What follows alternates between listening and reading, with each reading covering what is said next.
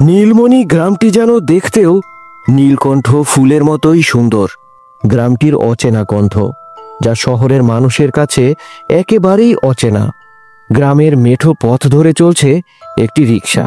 বহুদিন পর গ্রামে ঘুরতে এসেছে অরুণ। তার রিক্সাটি এসে থামল এক পুরনো বটগাছের সামনে। এই যে বাবু, গ্রামে চইলা আইছি, এইখানেই নামবেন তো নাকি? হ্যাঁ হ্যাঁ দাদা, আমাকে এখানেই নামিয়ে দিন। অরুণের কথা মতো রিক্সা সেখানেই থেমে যায়। সে ভাড়া মিটিয়ে রিক্সা থেকে নামে। চারিদিকে কুয়াশা নামছে ধীরে ধীরে। গ্রামের ভেতর ছোট্ট চায়ের দোকান দেখা যায় কুয়াশা ভেদ করে। এই দোকানটা তো দেখতে বেশ পুরনো মনে হচ্ছে লোকটি নীলমণি গ্রাম সম্পর্কে সব বলতে পারবে। এইখানেই একটু বসা যাক। দোকানের দিকে গুটি গুটি পায়ে হেঁটে যায় অরুণ।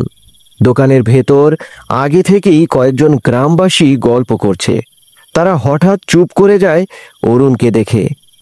বলছিলাম যে দাদা, আমাকে এক কাপ চা দিন।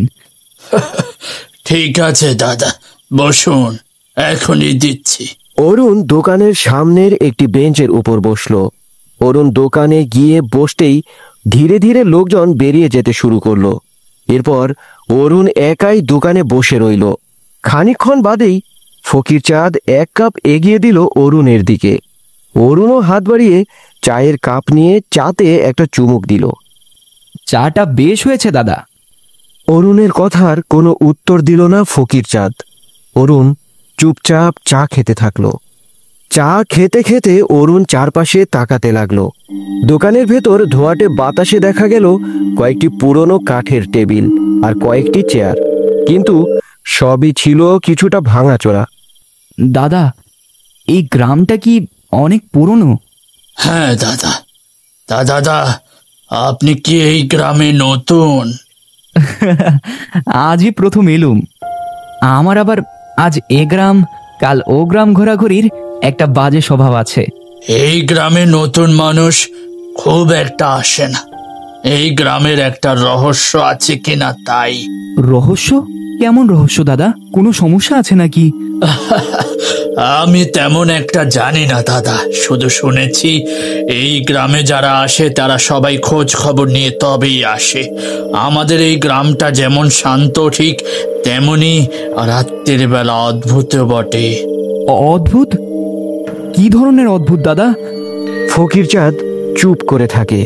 সে কোনো কথা বলে না, শুধু চুপচাপ অরুণকে দেখে। অরুণকে বেশ বিচলিত হতে দেখে ফকিরচাঁদ হেসে ওঠে। তাহলে আমাকে একটু খোলাসা করে বলুন না দাদা। আরে দাদা, তেমন কিছু না, এভাবে ভয় পাবেন না।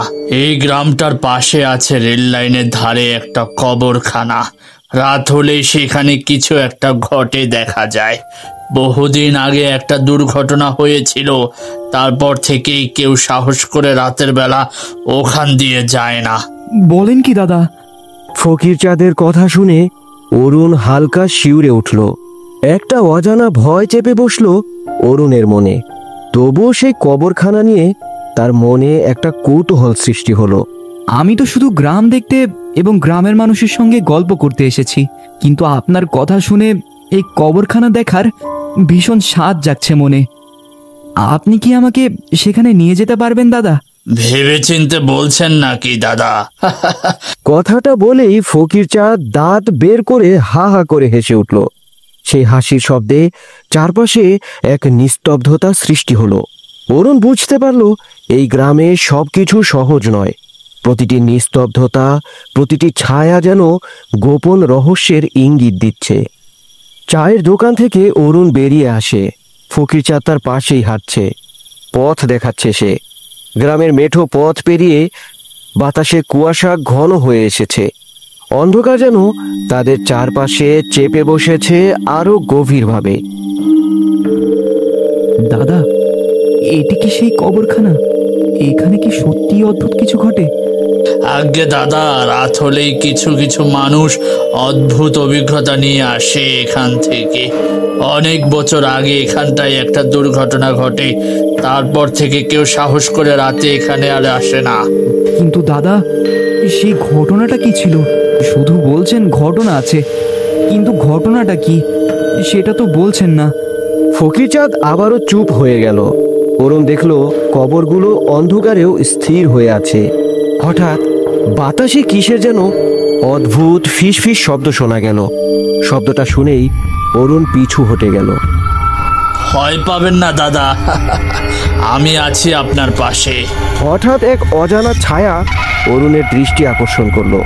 অরুণের চোখ ছায়ার উপর পড়তেই সে ভয় পেয়ে গেল। ওটাই তো সেই ছায়া দাদা, যা রাতে ঘুরে বেড়ায়। কেউ জানে না এই ছায়াটি ঠিক কি, কিন্তু কি যে ব্যাপার, যারা তাকে একবার দেখেছে তারা ছায়াটিকে আর ভুলতে পারে না। বলছেন কি?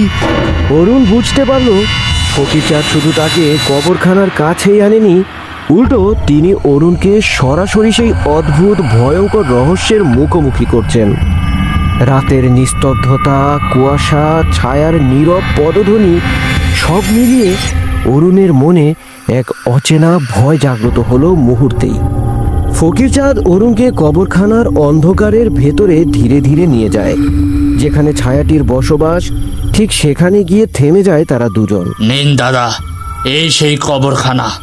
দাদা, ওটা কি সত্যি জীবিত কারো ছায়া ছিল? বারবার ওর নাম নেবেন না দাদা, আপনি যতবার নাম নেবেন তত সে আপনার কাছে আসবে। কিন্তু দাদা। অরুণ কথা শেষ করার আগেই সেই অজানা ছায়া হঠাৎ অরুণের সামনে এসে দাঁড়ায়। ছায়াটির আকৃতি ও চোখের গভীর লালচে আবরণ অরুণের রোমাঞ্চকে আরো দ্বিগুণ করে। কিন্তু তুমি কে? ছায়ার হাসিতে কেমন যেন করুণ সুর খেলে গেল। অরুণ ধীরে ধীরে পিছু হটে গেল, কিন্তু তার পায়ে কিছু একটা বেঁধে যাচ্ছিল একা একাই। তার হৃৎপিণ্ডে ধক ধক শব্দ আরো স্পষ্ট হলো। ফকিরচাঁদ পাশে দাঁড়িয়ে শান্তভাবে তাকিয়ে আছে সামনের দিকে। দাদা, আমাকে সাহায্য করুন, আমি কেবল দেখার জন্য এসেছিলাম, কিন্তু এখানে তো অন্য কিছু ঘটছে। ভয় পাবেন না দাদা, এই ছায়াটি আসলেই অনেক ভয়ঙ্কর, কিন্তু সে কখনো কারো শারীরিক ক্ষতি করে না। ধীরে ধীরে ফকিরচাঁদকে কেমন সন্দেহ হতে শুরু করলো অরুণের। এই লোকটি কি আসলেই কোনো সাধারণ মানুষ নাকি? কিছুই যেন মাথায় আসছে না অরুণের। এমন সময় ফকিরচাঁদ হেসে বলে উঠল, কি ব্যাপার, এতবার নিষেধ করার পরও যখন এলি তখন এত ভয় পেলে চলবে? কথাটি শুনেই চমকে উঠল অরুণ। সে ফকিরচাঁদের দিকে তাকাতেই ফকিরচাঁদ ভয়ঙ্করভাবে অট্ট হেসে উঠল। কি দাদা, ভয় পেয়ে গেলেন নাকি? দাদা, আপনি? অরুণের চোখ এখন ফকিরচাঁদের লালচে আলোতে আটকে আছে। হঠাৎ ফকিরচাঁদ ধীরে ধীরে ছায়ার মতো গা ছাড়া রূপে পরিবর্তিত হতে শুরু করলো। তার চোখও সেই লাল আভায় জ্বলতে লাগলো এবং মুখে ভয়ঙ্কর অট্টহাসি। কি দাদা, ভয় পেয়ে গেলেন নাকি? বাঁচাও! কে আছো? আমাকে বাঁচাও! এ কি দাদা, পালাচ্ছেন কেন? এখনো তো অনেক কিছু দেখার বাকি। আমাকে ক্ষমা করুন দাদা, আমি ভুল করেছি এখানে আসতে চেয়ে। আমাকে ছেড়ে দিন, আমি বুঝতে পারিনি আপনি আসলে সেই ছায়ার প্রতিরূপ। আমাকে যে একবার চিনে ফেলে সে তো আর বেঁচে ফিরতে পারে না দাদা, আজ আপনিও বাঁচবেন না। অরুণের দিকে লম্বা হাত বাড়ালো ফকিরচাঁদ।